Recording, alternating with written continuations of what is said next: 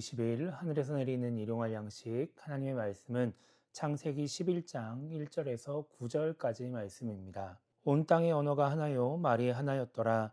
이에 그들이 동방으로 옮기다가 신할 평지를 만나 거기 거류하며 서로 말하되 벽돌을 만들어 견고히 굽자 하고 이에 벽돌로 돌을 대신하며 역청으로 진흙을 대신하고 또 말하되 자 성읍과 탑을 건설하여 그 탑 꼭대기를 하늘에 닿게 하여 우리의 이름을 내고 온 지면에 흩어짐을 면하자 하였더니 여호와께서 사람들이 건설하는 그 성읍과 탑을 보려고 내려오셨더라.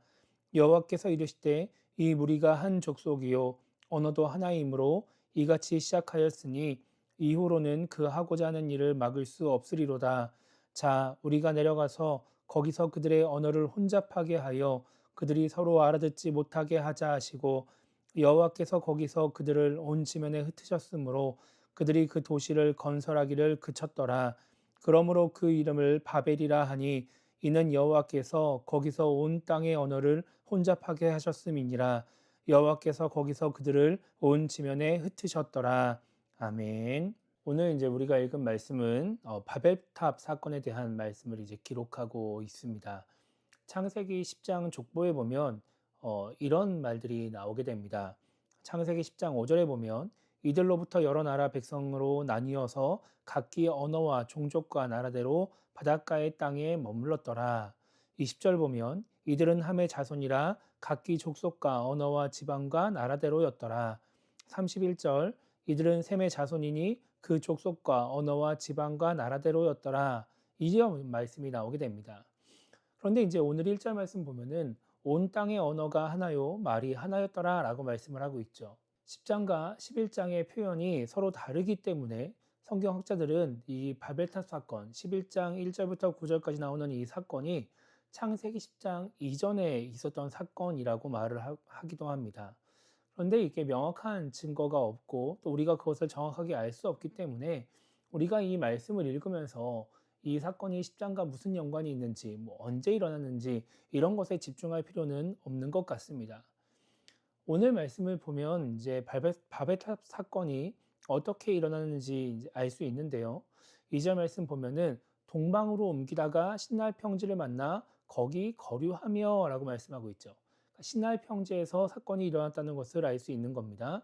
그리고 3절 보면은 벽돌로 돌을 대신하며 역청으로 진흙을 대신하고 그리고 4절에 보면은 성읍과 탑을 건설하여 그 탑 꼭대기를 하늘에 닿게 하여 우리의 이름을 내고 온 지면에 흩어짐을 면하자라는 말을 하게 되는 겁니다. 그러니까 이제 조금 더 건물을 잘 지을 수 있는 벽돌 기술과 또 이제 진흙을 대신할 역청을 이제 사람들이 구하고 활용하게 되면서 이제 성읍과 탑을 건설하면은 이제 우리가 흩어지지 않고 잘 살 수 있고 또 우리의 이름을 낼 수 있겠구나라는 생각을 하게 되면서 그 일들을 하게 되는 것이죠. 이들이 결국은 하고 싶은 일이 무엇이었냐, 이들의 목적이 무엇이었냐 하면은 탑을 높이 쌓는 것이 아니라 이름을 내고 흩어짐을 면하는 것이었습니다. 그래서 이 건물을 짓고 탑을 높이 쌓으면 이것이 가능하다라고 본 것이죠. 8절과 9절은 이렇게 말씀하고 있습니다. 여호와께서 거기서 그들을 온 지면에 흩으셨으므로 그들이 그 도시를 건설하기를 그쳤더라. 그 이름을 바벨이라 하니 이는 여호와께서 거기서 온 땅의 언어를 혼잡하게 하셨음이니라. 혹자는 이 말씀을 통해서 하나님이 언어를 혼잡하게 하지 않으셨으면 우리가 영어를 배우지 않아도 괜찮았을 거라고 말을 하기도 합니다.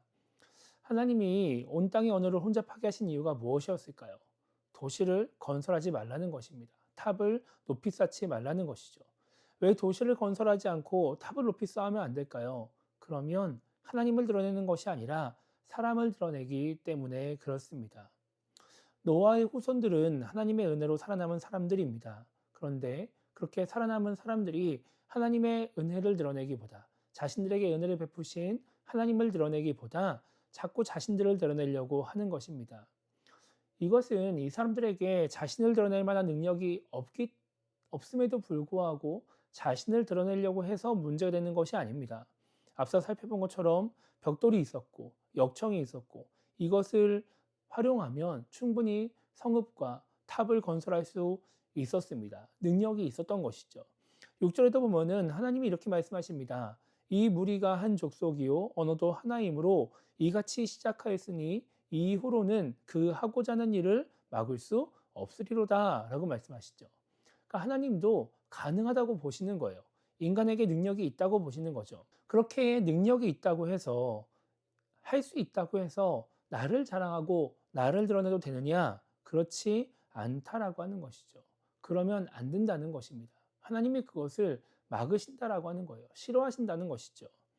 우리가 하나님에 의해서 창조된 존재다라는 것을 믿는다면, 나의 모든 것이 하나님의 은혜로 주어진 것임을 믿는다면, 이 당시 사람들이 그렇게 살아남은 것이 하나님의 은혜임을 기억했다면, 나의 능력이 있다 하더라도 그것으로 나를 드러내면 안 되는 것입니다.